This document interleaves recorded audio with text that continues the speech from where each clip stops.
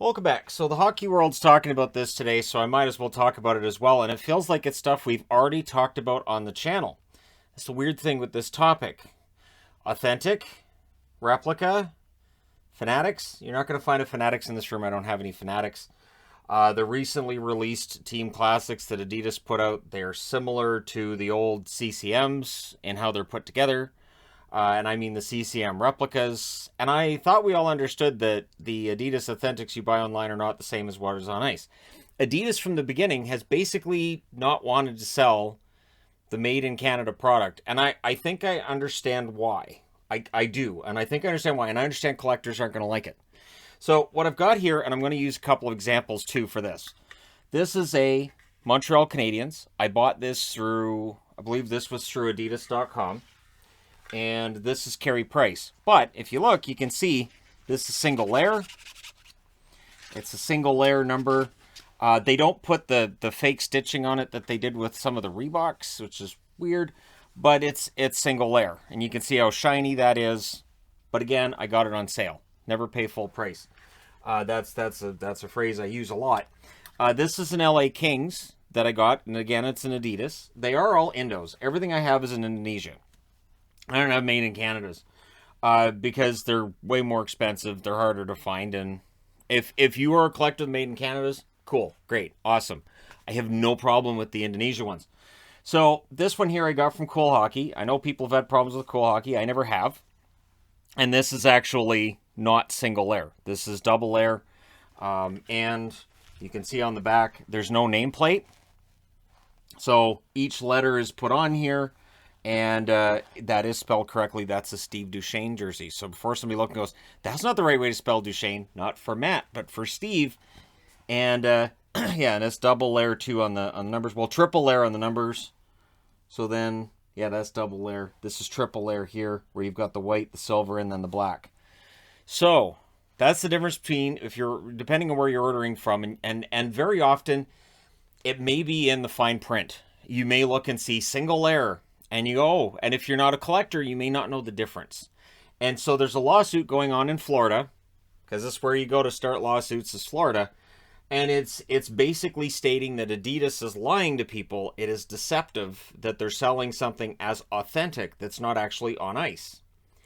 The problem I have with it is nowhere in any phrasing of Adidas Authentics from day one have I seen them stating these are on ice game ready jerseys.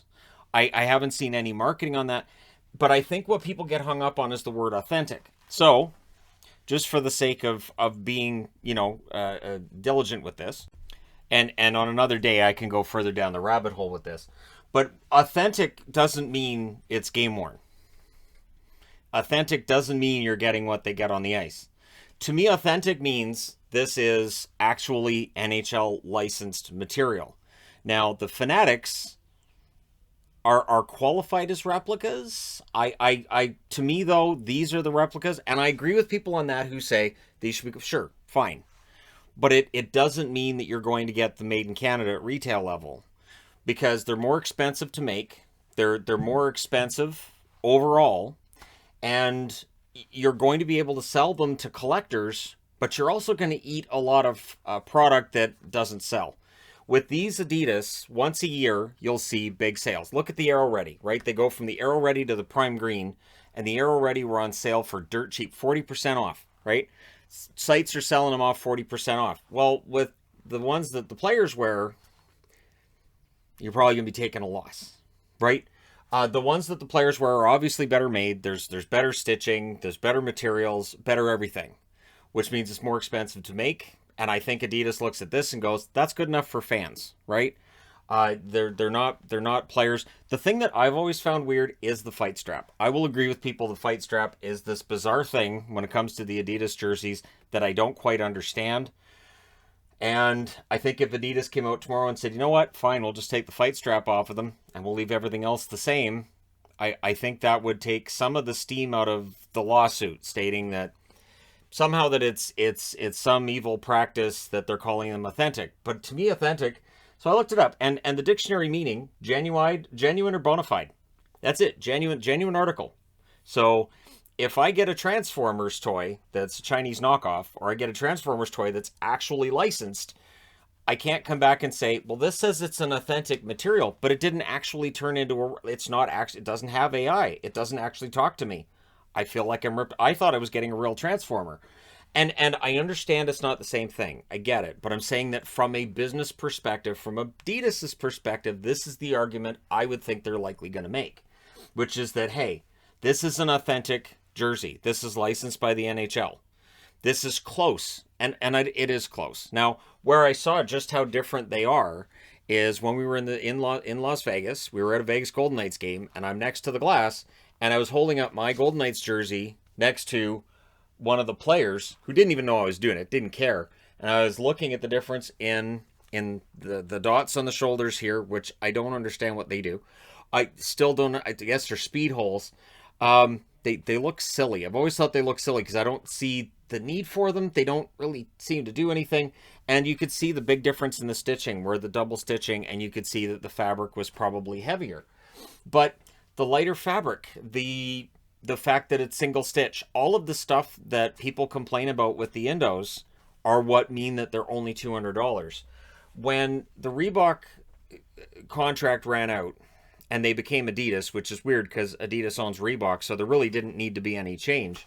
And looking back, they probably should have just left it the same, just changed the name and left everything else the same. But hindsight's 2020. The Reebok replicas were $129, and sometimes, you know, they were going up to like $149. So when these were $200, I remember thinking at the time, well, for an extra $50, they're not on ice. These are not on ice jerseys. I looked at the price point, and the first thing I thought was, if it's $200, there's no way that that's exactly the same as what they were on the ice. There's no chance. And yet, going to Abbotsford games, looking at the Abbotsford jerseys I have and comparing them with the ones from where I am, it looks like they're the same. It looks very, very similar in the AHL between what you're getting from the team store, which is CCM, and what you see on the ice. To me, it looks very, very similar. But does Adidas, and this is the question I have, because it seems like people are saying, hey, we win this lawsuit, we're forcing them to sell pro stock. No, if you win the lawsuit, what you do is Adidas comes out and says authentic means this, and they keep it all the same. You know, the Fanatics are a cheaper product. They are a lighter product. And some people prefer the Fanatics. I've seen that, where they prefer the Fanatics with the really bendy logos and all that. I don't. I prefer the more NHL-like logos. But again, I understand they're not the real deal. And for me, it's just a matter of saving. I could get made in Canada. I could do that. But in the collection area, in the collection realm, we have known that what Adidas is selling and calling authentic is not an on-ice jersey for 4 years now. Because this started the year that Vegas came in. There are no Vegas Reebok jerseys. So if you see a Vegas Reebok jersey, sorry, it's a fake. But yeah, the argument of authentic versus the pro stock, which is what players on the ice wear, is odd, since those are two different names. It's not Adidas saying, hey, so we're going to put a made in Canada. Wow, this is the thing. You could totally nail Adidas if they were taking these Indos and saying, no, those are made in Canada. No, those are the ones that they wear on the ice. They've never claimed that. And in anybody that I've talked to and I've said, why don't they sell the made in Canada at retail level? What I've been told is, and this is unofficial, that they don't want to do that. And again, I think it's a matter of cost. I think this has to be cost saving. And so I understand people's frustration. I understand that people are saying, yeah, let's take Adidas down. I don't think this is that silver bullet. I look at the lawsuit and I go, that seems frivolous to me. This is where we were headed when Reebok got the contract. Before that, you know, you were told what you were getting as a replica or the real deal.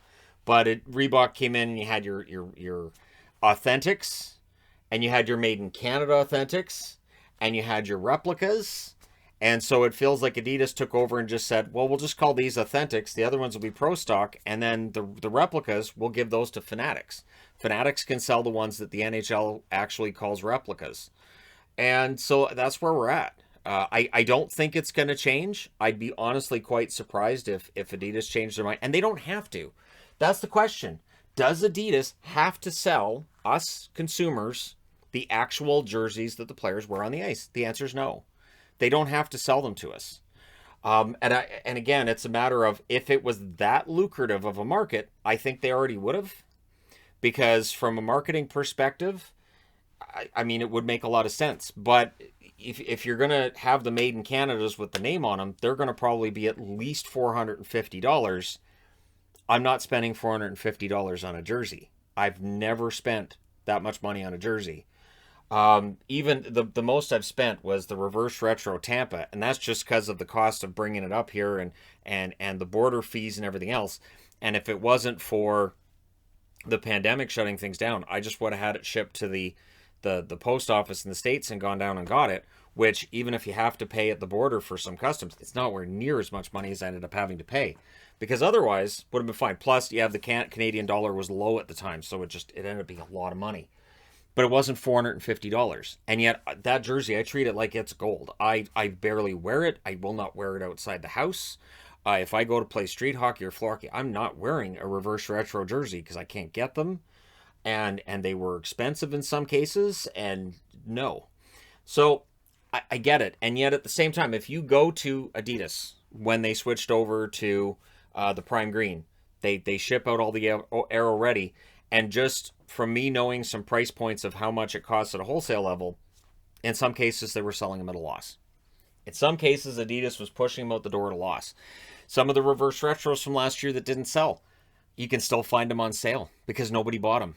So with Made in Canada, which is a smaller market, your jersey collector that wants that Made in Canada actual real on-ice jersey is a much smaller market than the Fanatics market, or than the Indo-Canadian market, where people are just like, I just want a shirt that has the logo on it. That'd be fun.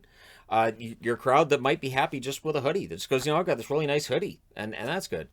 And some of the hoodies that you see from Adidas are really nice. Some of the Fanatics hoodies are really nice. The funny thing with the Fanatics hoodies is that the logos are actually nicer on the hoodies than they are on the jerseys, and I can't come up with a reason for that other than the factory that makes the hoodies is very likely different than the factory that makes the jerseys, and they just slap the Fanatics logo on both.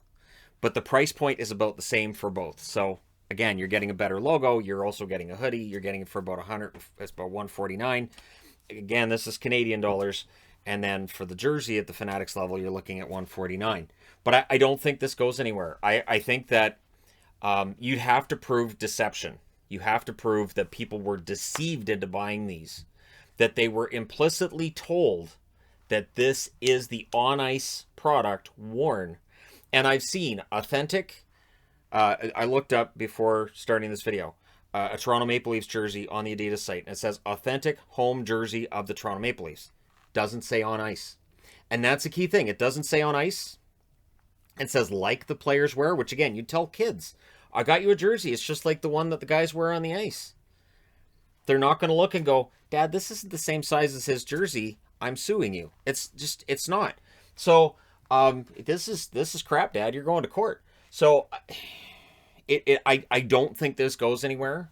And I understand that there are collectors that really want to get their hands on as many of the Made in Canadas as possible. But again, it is a niche market. Most people buying jerseys, I think, are in the same category as I am, where, yeah, I mean, I have some Reebok Made in Canadas, and they're really nice. And I mean, they're pretty darn close to waterproof, and they're very, very nice jerseys. But when I got them, they were on a clearance sale on full moon jerseys, or I found them through some eBay seller, and I never paid full price for them because the full price was ridiculous. And so, yeah, odds are that since Reebok transfers over to Adidas, Adidas would have seen the numbers from Reebok selling the Authentics, from Reebok selling these Made in Canadas, and saying, the price point compared with the amount of money we made on them, it makes no sense to sell them at the retail level. We're just going to brand these as Authentics, and the on-ice product will be reserved for the players. And if somebody wants an actual on-ice jersey, they're going to have to pay the premium. The only thing that makes me mad is that some of the better designs that we've seen this year have been on practice jerseys, where these really, really nice practice jerseys, and then you're not able to buy them at the retail level. You have to buy them at auction, and the auction starts at $750, ends up at like $1,500. Again, I'm not paying $1,500 for a jersey. So that's my issue is that there are times where, and the only reason I say that is because I think they'd sell really well. Some of these practice jerseys, I think if they slapped $150 as the price point on them, which for a practice jersey, that's not how much they cost to make. So if they slapped that price on them, I think they'd sell like crazy. But again, you have to look at your price point, your profit, and how many units you're going to move. And then, like, for instance, look at the Adidas All-Star jerseys. So you had the parlays, right? Parlays, recyclable material. You had all 31 teams' logos on the front, and people went out and bought them. And they went crazy, and you couldn't find them. And then the following year, the next All-Star game, which was in St. Louis, again, all the logos, everything, and they didn't sell. They didn't move. You can still find them everywhere. You can find them for below cost. I've seen them for sale for $70, $60. And I'm thinking, okay, there's no way that's wholesale. That is way less than wholesale. They just want to get rid of them. And so this year, on the All-Star jerseys, we went back to a NHL shield on the front. We went back to that kind of just having a couple of designs, because you won't have to worry about losing all that money. You won't have to worry about having all this product that people aren't buying. And so it is not as simple as they don't want to give it to us because they're pricks. I really don't think that's it. Maybe, but they're also in the business of making money. So I don't think it's as lucrative as being able to market these. And I'd rather not see them say, well, I guess we'll just shut down the Indos and charge $300 for the Authentics. I'd rather not see that happen. The price point for jerseys is, I think, reasonable. But again, we'll see what happens. So let me know your thoughts in the comments section below, as always. Don't forget to hit like and subscribe if you're browsing your way through, you just happened upon this video. And hey, thank you guys so much for watching, for all your support. I will talk to you again soon.